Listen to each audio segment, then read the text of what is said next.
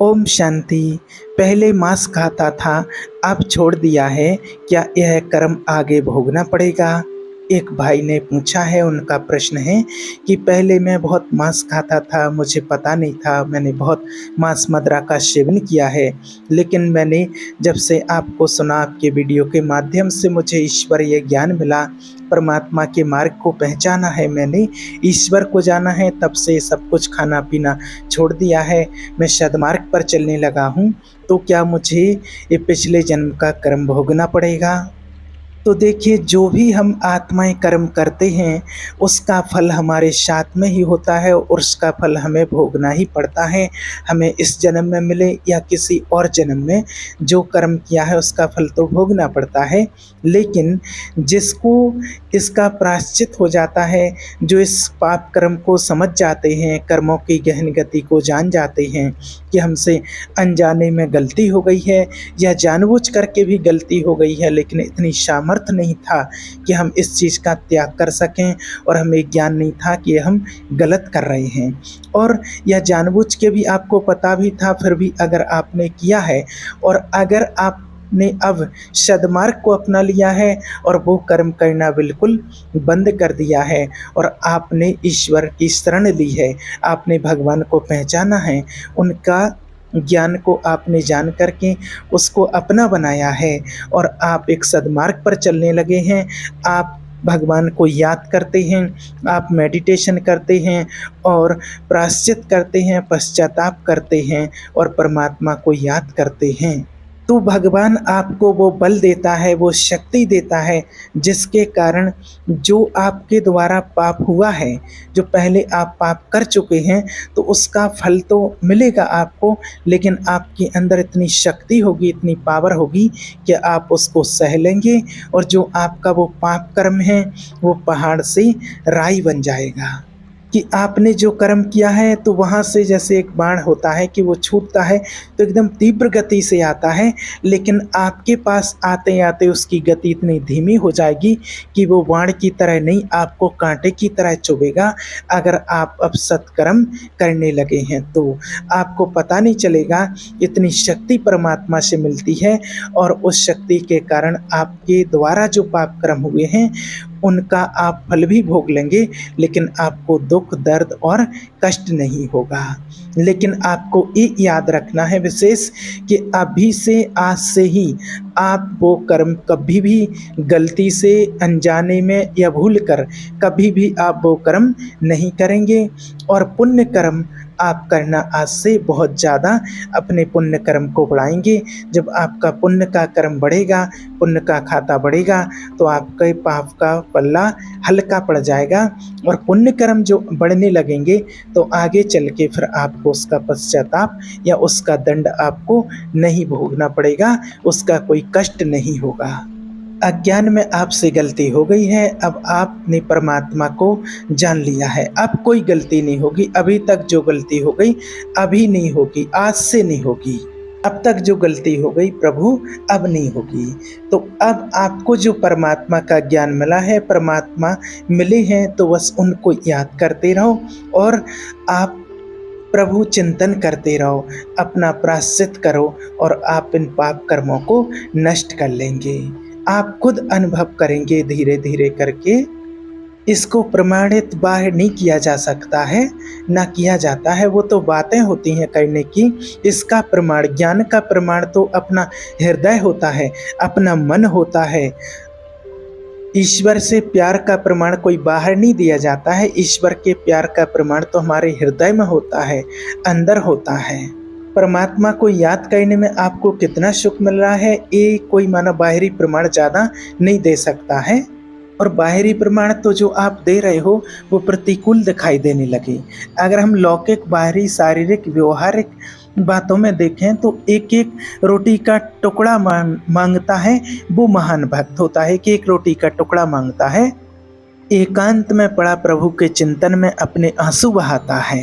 ये बाहरी दिखाई दे रहा है, और आंतरिक है कि क्या है कि बड़ी बड़ी सिद्धियां जिनके पास हैं कि देवराज तक उनकी सेवा के लिए ललचा रहे हैं ऐसे ऐसे, लेकिन वो निष्काम होते हैं, निष्पक्ष होते हैं, उनको किसी की कोई सेवा नहीं, कोई चाय नहीं रहते हैं, वो महापुरुष होते हैं। एक ज्ञान बाहरी लक्षणों से प्रमाणित करने का नहीं है।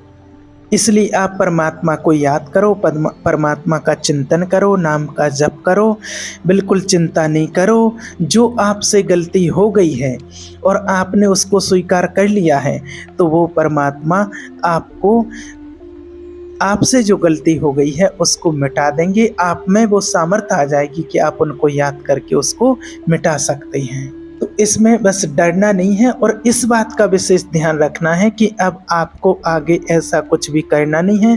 जो आपसे गलती हो गई, प्रभु मुझे क्षमा करना, और अब आगे से ऐसी गलती मेरे इस जीवन में कभी नहीं होगी। तो बिल्कुल ये समझो कि पहाड़ जैसा पाप भी होगा ना, पहाड़ के बराबर पाप होगा तो भी परमात्मा उसको राई बना देंगे, और उसमें टाइम नहीं लगेगा।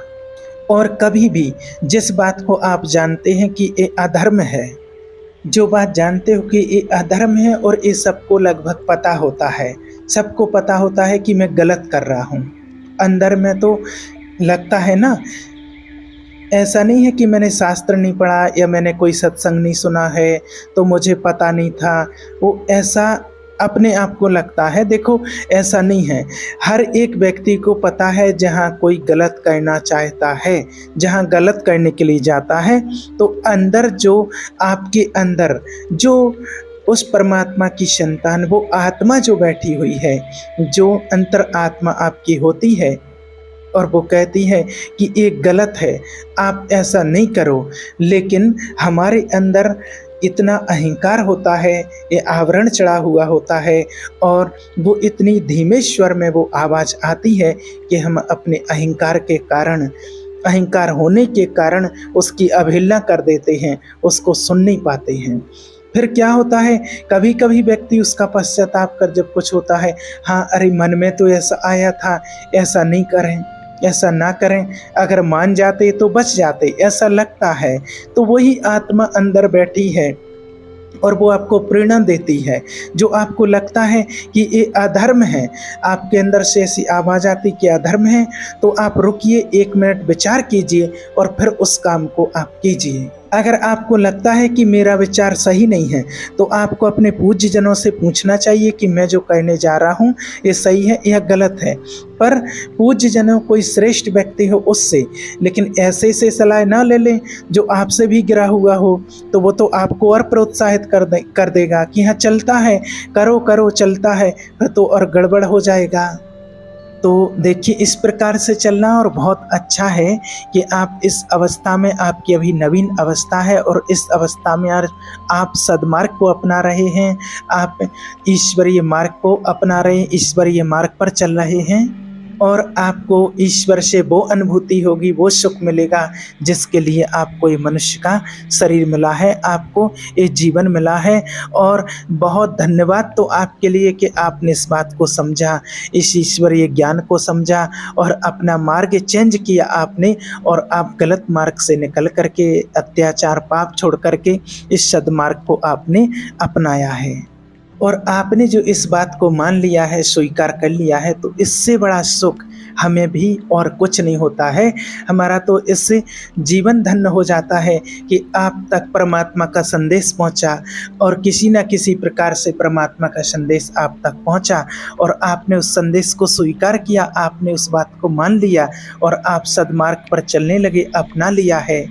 और ऐसे ही समझो आपके ही किसी पुण्य कर्म का फल उदय हुआ है, और ये बहुत प्रसन्नता हुई है, और आप पर प्रभु कृपा करेंगे। आप जब अपना ध्यान लगाएंगे, मेडिटेशन करेंगे, तो आपके पाप कर्म जरूर नष्ट हो जाएंगे और आप सुखी रहेंगे। और अगर आप ईश्वरीय मार्ग में ना चलें, सद्मार्ग पर ना चलें, तो कोई आपका मन बुद्धि जो ऐसे हैं कि ये बहुत नीच काम करा देती है, बहुत गंदी गंदी क्रियाएं करा देती है। 5 मिनट में कोई ऐसे गंदे काम करा दिए हैं इंसानों से कि 5 मिनट में ऐसा कर्म हो गया कि उसको फांसी की सजा हुई है। समाज में निंदनीय हुआ और यहाँ दंड मिला, तो सब कुछ बिगड़ जाता है। ये किससे होता है? बुद्धि से। बुद्धि के द्वारा ही तो सब कुछ कर लेते हैं ना। जब बुद्धि स्वच्छ नहीं होती है, उसका ज्ञान नहीं होता है, तो हम समझ नहीं पाते हैं। और अगर बुद्धि शुद्ध पवित्र है, आप परमात्मा को याद करते हैं, तो आपकी बुद्धि पवित्र होती है, स्वच्छ होने लगती है, तो फिर आप अच्छे काम करते हो। पर देखो कि मान के चलो आप गरीब हो सकते हैं कि आपके पास लाखों रुपया नहीं हो सकता है, लेकिन आप हृदय के अमीर हो जाओगे। और हृदय का अमीर जो होता है वो कभी दुखी नहीं होता है। बाहर का अमीर है, एसी में बैठा है, हृदय जल रहा है, क्योंकि पाप आचरण किए ना। न रात्रि में चैन है, दुर्वासनाएं हैं, न दिन में चैन है, न रात में चैन है, और रात दिन वो जलता रहता है। और गरीब आदमी धर्म से चलता रहता है, चाहे वो 4 रोटी 2 रोटी भले ही नमक के साथ खाए, उसको टैबलेट की ज़रूरत नहीं पड़ेगी नींद की, उसके हार्ट में कभी परेशानी नहीं होती है, धर्म से चल रहा है वो। इसलिए इस बात को आप समझें कि अधर्म से कमाया हुआ धन और ये पाप आचरण के द्वारा जो आप सुख भोगने की लालसा रखते हैं, ये इंसान को कभी सुखी नहीं होने देते हैं। आप धर्म से चलोगे, थोड़ा आपको लगता है कि आपका पड़ोसी बहुत सुख में है, ये बाह्य वस्तुएं सुख कभी प्रदान नहीं कर सकती हैं, कभी नहीं। इस बात को आप पक्का समझ लेना। सुख आपको तभी मिलेगा जब आप सद्मार्ग पर चलोगे, सच्चाई से चलोगे और ईश्वर के आश्रित होकर के चलोगे। इस बात को आप बिल्कुल लिख लेना। धर्म से सच्चाई से चलोगे, ईश्वर के आश्रित रहोगे, कुछ भी नहीं होगा आपको, हमेशा आप मस्त रहोगे। एक होता है कोई एक ऐसा आनंद जो इन सब से परे होता है।